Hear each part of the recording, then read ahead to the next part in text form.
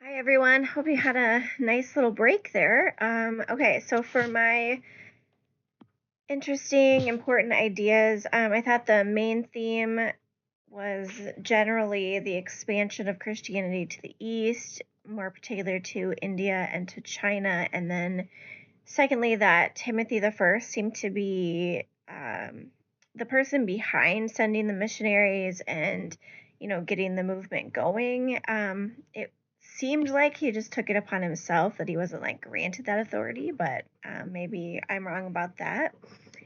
And then that there came a time when Christians were granted social recognition enough in India that they were considered a separate caste, which I thought was interesting because I I don't know much about India, but I didn't think that that still existed at this time, but maybe it does.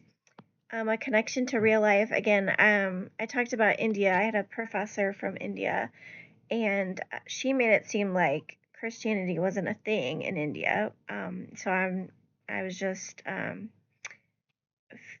it was weird to hear about it going to that area. And then an emotion or experience, as they were talking about the missionaries going to China and to India, I just thought how brave they were to go into this new space with people they didn't speak the language, they didn't write the language, they faced persecution a lot of the times.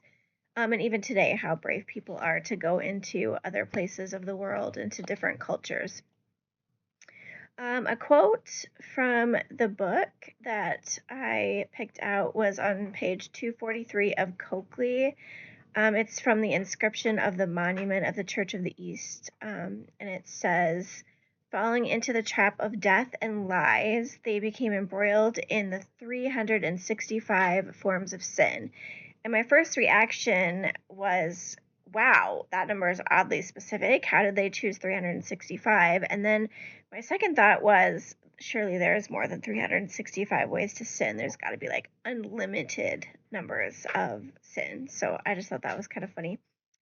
And then my questions I had on page 312 of Irvin, it talks about how over the centuries, Islam kind of eventually gained a bigger following and Christianity kind of fell aside. And so I'm just wondering why that was. Why did people turn towards Islam instead of Christianity, or why did they convert, or what made the difference in people's minds that the faith traditions went that way? And then on page 309, it's again talking about the established church in India. And so I'm curious what, if anything, the Christian church looks like in India today, and maybe why we don't hear more about that.